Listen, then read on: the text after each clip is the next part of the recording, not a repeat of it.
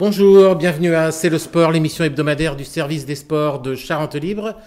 À mes côtés pour animer cette émission, une doublette de rêve, Nicolas Guiraud, Thierry Châtelier, journaliste au service des sports. Plutôt Bonjour. Pointeur ou tireur, messieurs? À moi, plutôt pointeur. Plutôt tireur. Bon, ça fait une belle doublette, puisqu'on est là évidemment pour parler pétanque aujourd'hui à l'occasion de la Coupe d'Europe des clubs qui se déroule à Saint-Yrieix jusqu'à dimanche, en présence de Michel Lebotte, on dit bien Lebotte, président de la Fédération française de pétanque et de jeux provençal, et Éric Hervouet, président du comité Charente. Bonjour messieurs. Bonjour. Alors le Boulodrome Gilbert Louis de Saint-Yrieix accueille la Coupe d'Europe des clubs à partir de jeudi jusqu'à dimanche. Et c'est le thème de notre première partie de l'émission, l'interview.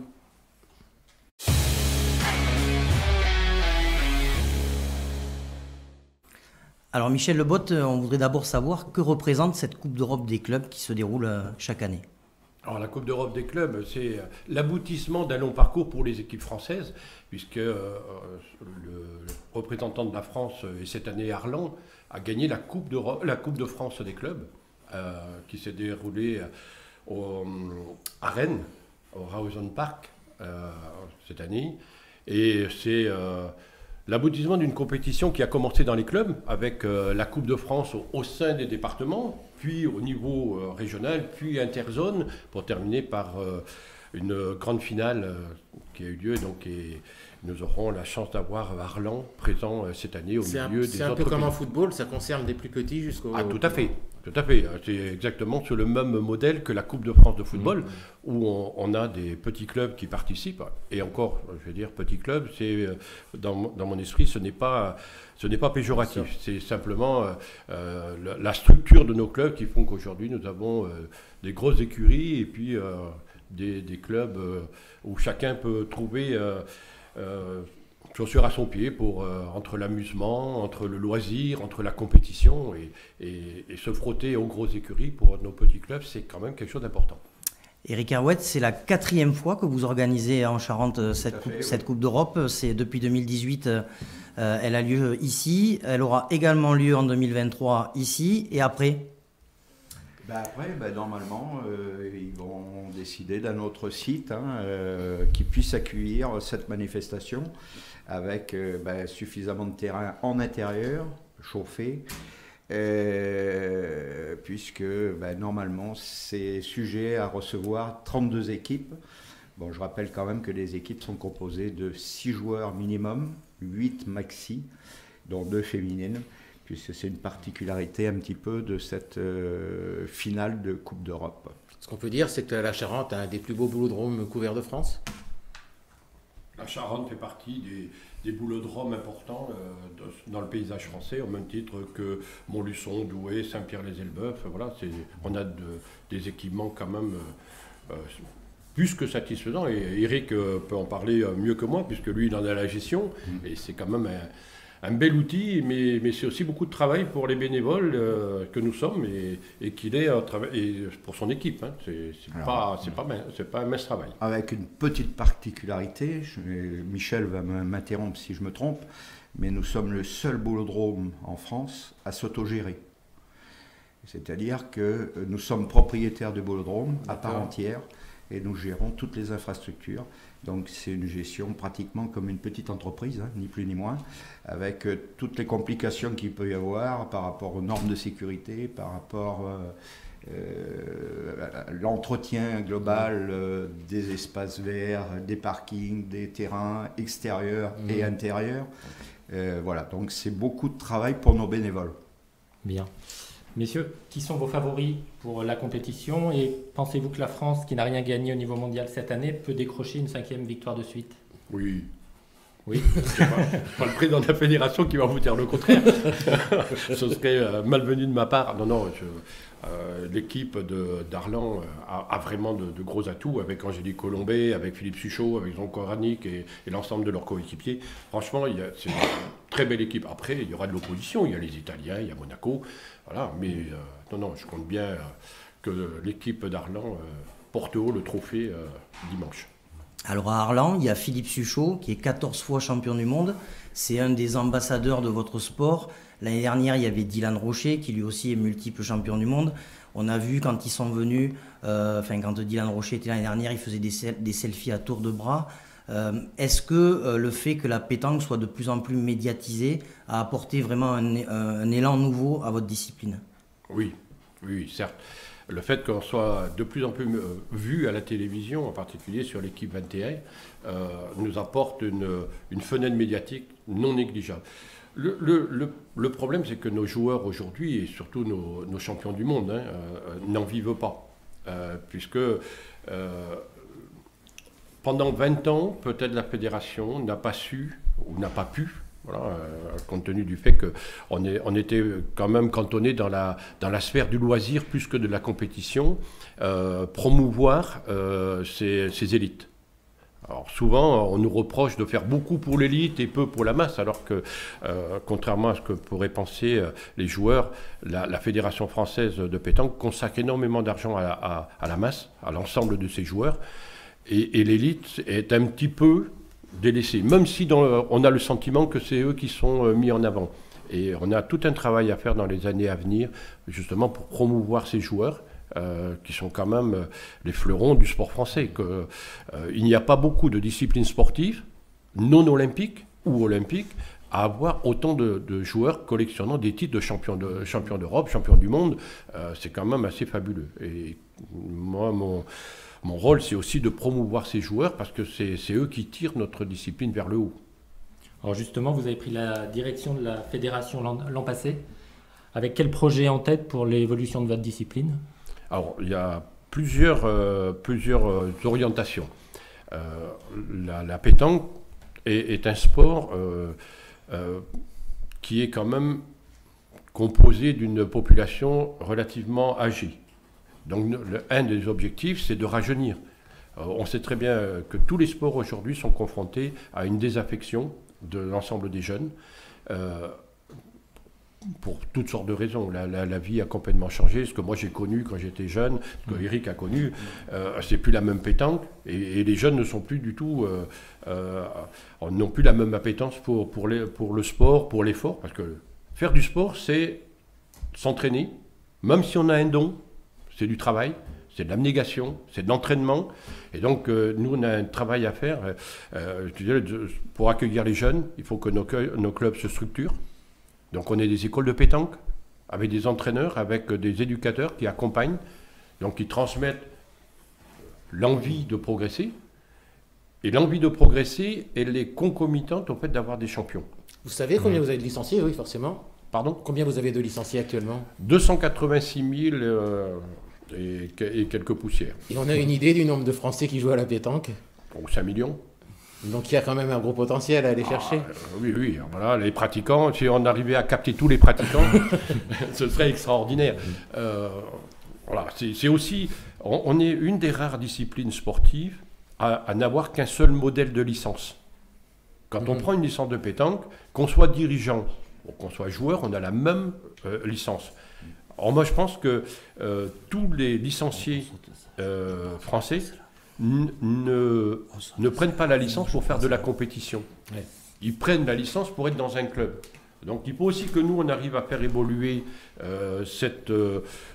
notre mentalité et avoir on va dire, d'autres titres d'adhésion dans les clubs qui favorisent vous inspirer, à la fois... par exemple, d'un sport comme le tennis, qui a réussi à faire licencier beaucoup de gens qui font du tennis loisir. Tout à fait. Ouais. Alors, le mot loisir, pour moi, c'est pas le mot. Pour faire du loisir, on n'a pas besoin d'être dans un club. Par contre, on peut avoir au sein d'un club, et c'est la mission des présidents de clubs, des présidents de comités départementaux, régionaux, et aussi celui du président de la fédération que je suis, c'est de promouvoir la vie de club. Donc quelqu'un qui vient et qui participe à la vie du club, participer, c'est aussi peut-être avoir des animations, avoir une école de pétanque, avoir de l'entraînement. Et puis si un jour il découvre qu'il a du talent et qu'il peut se frotter dans le cadre de compétitions officielles à nos grandes stars, oui, il le fera. Mais aujourd'hui, c'est pas, on est licencié de la fédération. Bon, moi, je trouve qu'il y a plein de dirigeants qui, aujourd'hui, ont une licence de joueurs alors qu'ils ne jouent plus. Mais ils sont dirigeants et on en a besoin. On a besoin de nos bénévoles.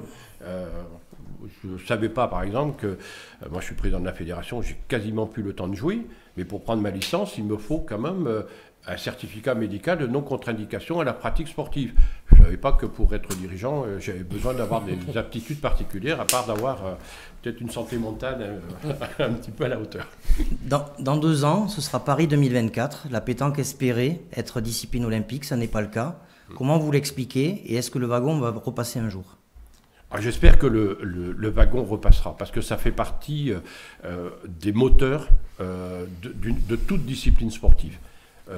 Être sport olympique, c'est un rêve pour toutes les disciplines.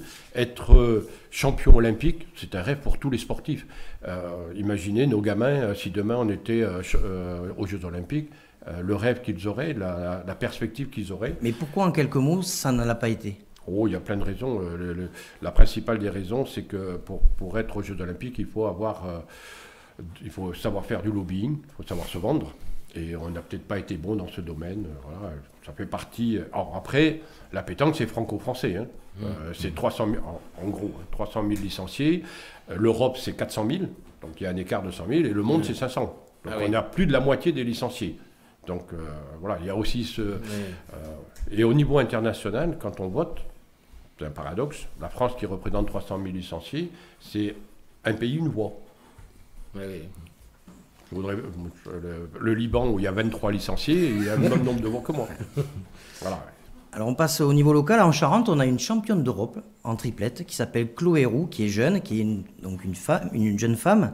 Et récemment, lors d'une interview dans nos colonnes, je cite, elle dénonçait « Avant d'être sport olympique, il faudrait que la pétanque règle ses problèmes d'alcool, de drogue et qu'on respecte plus les arbitres ». Ce sont des choses sur lesquelles vous travaillez? Tout à fait. Tout à fait. Depuis des années, la Fédération française de pétanque est l'une des fédérations à avoir mis en place des contrôles d'alcoolémie sur ses compétitions. Il y a encore 2-3 ans, avant que je sois élu président de la fédération, seuls les médecins fédéraux avaient le droit de faire des contrôles d'alcoolémie. Aujourd'hui, tout membre élu d'un comité départemental, régional, peut faire des contrôles d'alcoolémie dans la mesure où son comité directeur le mandate. Donc il y a une habilitation et un ordre de mission. Donc il est mandaté pour venir sur une compétition pour faire un contrôle d'alcoolémie. Et pardon, Eric, vous qui êtes sur le terrain au quotidien en Charente, avec le joueur lambda, c'est des soucis qu'on rencontre vraiment? On arrive à les retrouver, hein, ces soucis-là, donc il ne faut pas baisser pavillon, quoi, hein. Alors après, la grosse difficulté qu'on a, nous, sur nos terrains, c'est qu'il y a un protocole, il faut qu'on applique le protocole. Là encore dernièrement, j'ai fait une formation là, concernant les contrôles d'alcoolémie, etc. Mais il faut savoir que sur les terrains, il faut déjà disposer d'une pièce fermée pour pouvoir faire ces contrôles. Bon, ce contrôle, il ne se fait pas n'importe comment. Il faut que se faire un tirage au sort de l'équipe qui va être contrôlée. Bon, il y a tout ça à mettre en place et forcément, on ne peut pas se permettre de le faire à n'importe qui, n'importe comment. Et par rapport à ça, il faut faire des formations derrière, il faut adapter. Ça a un coût, ça aussi. Il y a aussi un fléau, on en parlait avant l'émission, hein, pour rien cacher, que vous voyez apparaître, c'est le cannabis. Tout à fait. Alors, on est un sport, et qui dit sport dit automatiquement chercher la performance. L'alcool sert à désinhiber, et le cannabis sert aussi à désinhiber. Alors, il y a certains qui sont tellement inhibés dans leur sport qu'ils ont besoin d'avoir quelques petits outils illégaux. C'est une forme de dopage. Voilà, pour avoir une meilleure performance. Ce qu'il faut savoir, c'est que en matière de dopage, la Fédération française de pétanque n'a pas la main sur les contrôles antidopage. C'est l'Association française de lutte contre le dopage, la FLD. Nous, on transmet les dates de nos championnats, départementaux, régionaux, France, au ministère. Ils ont notre calendrier officiel. Et c'est le ministère qui décide des compétitions sur lesquelles il y aura un contrôle antidopage ou pas. Évidemment, nous avons une délégation de service public, que ce soit les comités départementaux, régionaux ou la fédération. Et cette délégation nous impose d'organiser des compétitions amenant à un titre. Évidemment, c'est là qu'il y a le plus de chances d'avoir des contrôles antidopage. On en a eu cette année, l'année dernière aussi, sur les championnats triplettes à la Nester. Cette année, on en a eu aussi, c'était à Lavelanet. Donc mais là, c'est pareil, c'est soumis à un protocole hyper strict. Je peux vous dire que le jour où vous avez un contrôle antidopage qui vous tombe sur la tête, les bénévoles, ils sont sûrs d'être coincés pendant quelques heures. Tant que la personne n'a pas fait pipi devant le médecin, le bénévole, il s'en va pas. Après, il y a cette image de la pétanque apéro qui vous a longtemps collé à la peau. C'est quelque chose qui vous agace? Qui m'agace? Non, je ne vais pas dire ça parce que vous avez d'autres sports. Le rugby. Ouais. Le rugby, il y a la troisième mi-temps. Personne ne s'interroge sur quel est l'impact de la troisième mi-temps au rugby sur la pratique du rugby. Vous me direz, le rugby, c'est 80 minutes pendant lesquelles ils courent, et puis après, ils font la troisième mi-temps qu'ils ont gagné. Nous, le problème, c'est qu'on peut, dans une journée, être à la fois acteur, c'est-à-dire joueur, et spectateur. Et qu'entre deux parties, on peut être, les gens se déplacent dans les tribunes, vers la buvette. Il faut que nos compétiteurs comprennent que la troisième mi-temps à la pétanque, ça peut exister le soir. C'est même souhaitable. En demeurant raisonnable, parce qu'il y a aussi, il faut que les joueurs se rendent compte que nos bénévoles, les présidents de clubs, sont responsables de la sécurité des biens et des personnes. Donc il peut y avoir derrière une réaction en chaîne de la part, si quelqu'un a un accident, et avoir une implication des bénévoles. Alors on va terminer sur une note un petit peu plus légère. On va faire un petit lexique de la pétanque, très court, hein, parce que ça fait aussi partie du folklore. En deux mots, Eric, faire un biberon, c'est pas donner le biberon à un petit. C'est quoi la pétanque? C'est lancer la boule et en pointant et qu'elle approche le plus près du bouchon, à toucher le bouchon. Vraiment, c'est biberonner le bouchon. Voilà. Ok. Et alors une expression, moi qui jouais à la pétanque plus jeune, que je ne connaissais pas, tuer le chien. Vous connaissez cette expression? Là, non, là, c'est une colle. Là. Apparemment, ce serait dégommer la boule de son propre partenaire à la place de celle... Alors là, c'est on arrive à les coller. C'est pas très courant sur nos terrains. Ah non, la première fois que j'ai bien entendu ça dans d'autres cadres, mais pas. À votre niveau, il n'y a personne qui dégomme la boule du partenaire. Non. Et puis on aime bien les animaux, donc. Enfin, on va finir par la fameuse Fanny. Hein, on sait que c'est perdre 13-0. Est-ce que dans votre long cursus de pétanque, vous avez déjà vu en vrai un perdant embrasser la fesse du gagnant? Oui, ça m'est arrivé. Je voudrais là aussi, ça fait partie du folklore. Ouais. Mais la société change. Et aujourd'hui, embrasser Fanny, je ne sais pas si c'est encore adapté au monde de notre société. Parce que c'est quand même une image relativement sexiste. Ouais. Même si ça appartient à nos traditions. Et moi, mon rôle en tant que président de la fédération, c'est de faire passer la pétanque de la tradition à la modernité. Je ne souhaite pas que la pétanque perde son âme, mais je souhaite que la pétanque s'adapte à la société dans laquelle on est. Et ça, pour moi, c'est extrêmement important. On jouera toujours en France en 13 points, mais la vie a changé et une partie de pétanque qui mathématiquement peut durer 6 heures, est-ce qu'on acceptait hier de rester jusqu'à 2-3 heures du matin jouer? Je ne suis pas persuadé aujourd'hui que pour notre jeunesse, les parents soient prêts à faire les mêmes efforts que mes parents ont fait il y a quelques années en arrière. Eh bien, merci messieurs pour cette interview et on passe tout de suite à la deuxième séquence de cette émission, l'événement.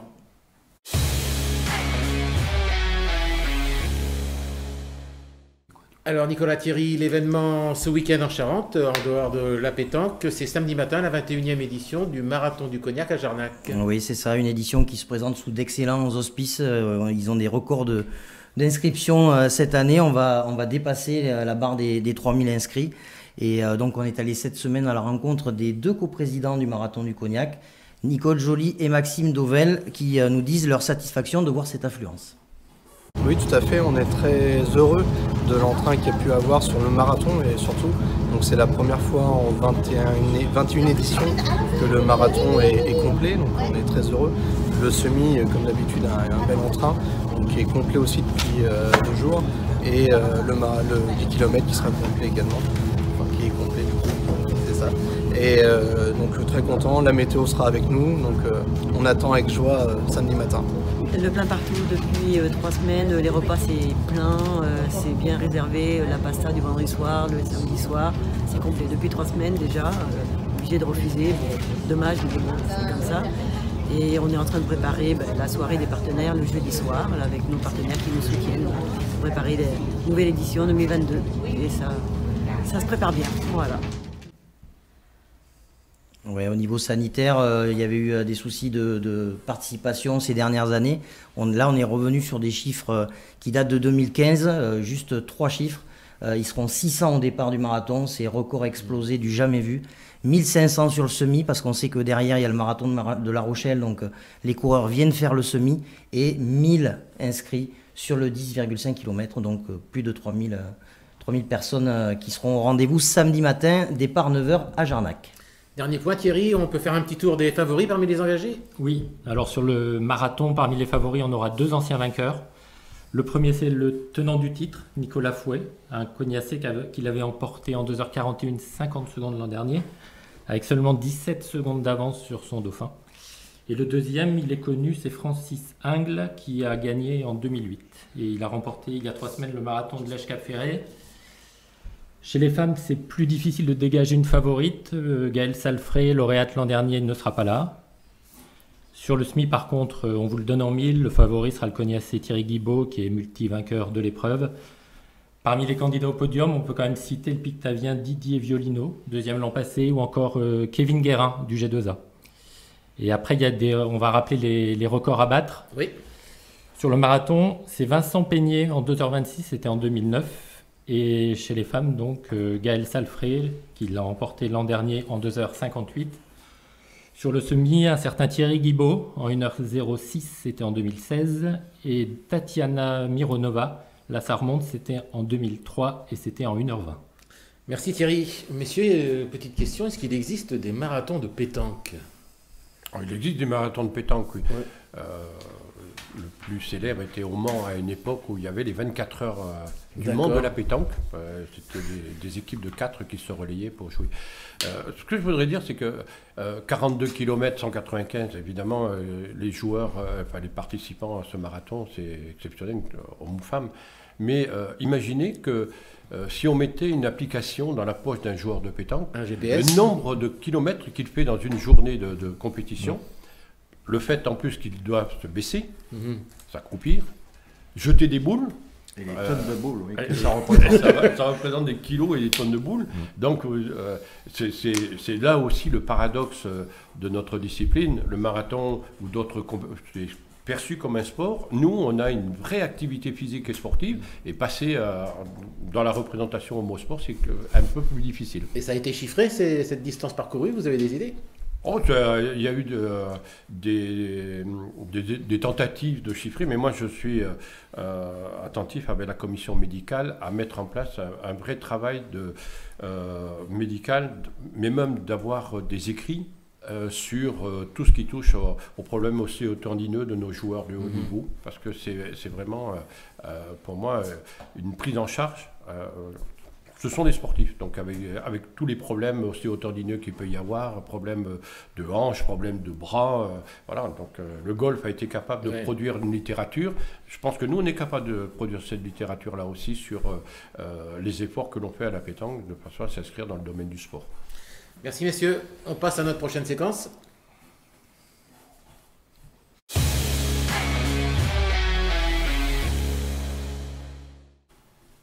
Oui, pas de championnat de foot le week-end dernier, donc pas d'équipe de week-end. Pas de Kevin Cabioche sur le plateau non plus. Notre éminent confrère est en partance pour le Qatar et la Coupe du Monde. On le retrouvera dans l'émission de la semaine prochaine. Donc on va passer directement à l'instant rematch. Alors l'instant rematch cette semaine, en partenariat comme toutes les semaines avec Stadium La Couronne. Les vidéos ont été mises en ligne lundi, la crème de la crème, sur les sites de Charente Libre. Et cette semaine, c'est la vidéo de Gary Robache de Saint-Freigne qui a été retenu pour un but inscrit contre Nanteuil-Verteuil en Coupe de la Charente de foot. On regarde la vidéo. Bonne balle, celle-là est bonne là. Hey, ping. Allez! Voilà! Petit filet. Petit filet. Donc, je répète le nom du lauréat, Gary Robache, qui gagne un bon d'achat de 30 € chez notre partenaire Stadium La Couronne. N'hésitez pas à télécharger l'application Rematch et à vous en servir le week-end. C'est simple comme tout, à vos portables. Allez, on enchaîne avec l'agenda.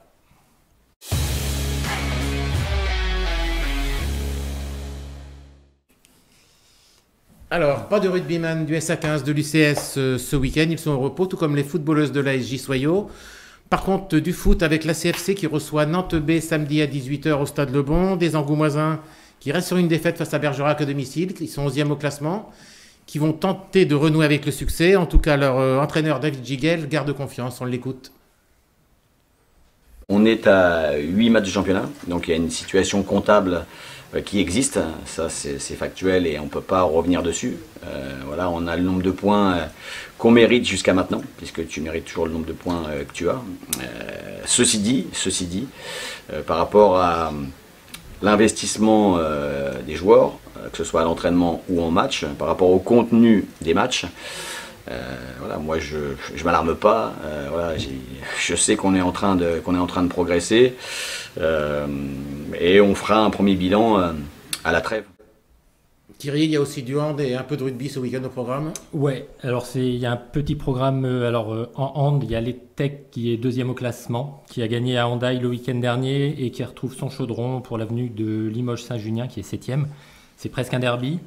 Dimanche, du rugby quand même avec l'UBJ qui vient de décrocher un 2e succès en championnat mais reste en queue de peloton et qui se rend à Bagnères de Bigorre qui est 5e de sa poule. Donc un gros déplacement en perspective dans les Hautes-Pyrénées là, pour les hommes de Guillaume Ajac.